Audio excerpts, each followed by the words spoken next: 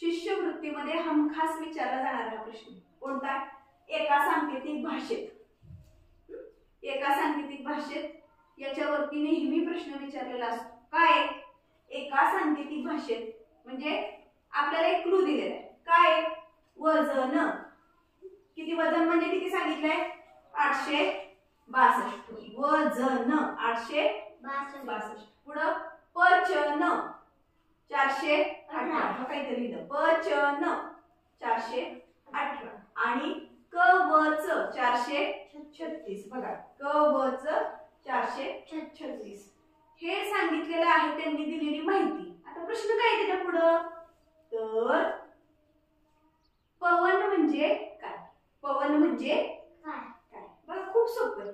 याला हे सांगितलं, याला हे सांगितलं, याला हे सांगितलं म्हणजे काय असं विचारलेलं आहे. पण हा साधा प्रश्न दिसत असला तरी नाही. का बरं? कारण बघा न इथं पण आला, वर पण न आला. आला का न? दिसतोय का? आपण जर न ला 2 म्हटलं तर न ला इथं 8 पण आलंय की. आपल्या मनात असा प्रश्न येतो, मग 2 घ्यायचं का 8 घ्यायचं? बरोबर आहे का? मग आता आपण काय करायचं? बघा वजन पचन या दोन्ही मध्ये सेम असलेलं अक्षर कोणतं? या दोन गटात सेम असणारं अक्षर कोणतं? Very good. कुठले? न. मग हे न लिहून घ्यायचे. न लिहून घ्यायचं. आता या दोन संख्यांमध्ये सेम आलेला संख्या कुठली? सेम आली, वर पण सेम आली, खाली कितीच आली? 8. Very good. ही कुठली? 8. हे बघा न बरोबर लिहायचं. न बरोबर लिहायचं. प्रश्न मिटला. न बरोबर किती झाले? 8. वर पण आहे खाली पण आहे म्हणून सामायिक धरायचं आणि 8 काढायचं. हे न कॅन्सल. आता बघा पुढं न लिहून टाकलं. आता पुढं बघा इथं च आहे, इथं च आहे. म्हणजे या दोन गटांमध्ये सेम असलेल्या च साठीचा शब्द अंक कोणता? 4. च साठी कुठला घेऊया? 4. नका हे 2 च साठी. च साठी 4. च साठी 4. आपण न साठी कुठला घेतलाय? 8. न साठी 8. ओके झाला का? 8. आता बघा बरं, आता तुम्हाला अजून कुठं काही समान दिसते का? न झाला 6 दिसतंय समान. इथं पण 6 आहे, इथं पण 6 आहे. कुठे रे 6? कोण? या दोन गटामध्ये समान असलेले अक्षर कोणते? या दोन गटामध्ये 6. इथं दोन ठिकाणी 6 दिसतंय.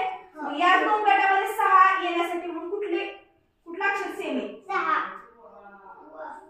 कुठलं? Very good. काय व. हे वला कुठले घेऊया आपण? 6. हे सामायिक संपले. सामायिक संपले. संपल्यासाठी बघूया आपण. समजा असं हे 8 एक खोडून टाकू. ठीक आहे? बघू टेस्ट करूया.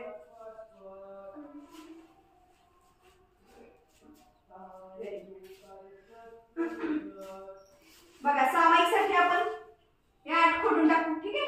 हे 4 पण एकदा खोडून टाकू, हे तुमच्या लक्षात येईल. ठीक आहे? ओके. पुढे 6 पण खोडायचे. ठीक आहे? खोडूया का? 6. इकडचा न वापरलाय, सांगितला न झाला. ठीक आहे. पुढं च पण सांगितलं, इथं च टाकू खोडून. ओके. आता व पण खोडूया. ठीक आहे? आता ज साठी काय राहिला इथं? बघा ज साठी राहिला किती? 2. प साठी किती राहिला?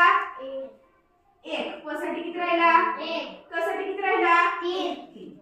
क साठी किती राहिला? 3. किती सोपं झालं गणित. प व न. प व न. प साठी काय आहे? प व न. ठीक आहे? प साठी काय घ्यायचा? 1. व साठी काय घ्यायचा? 6.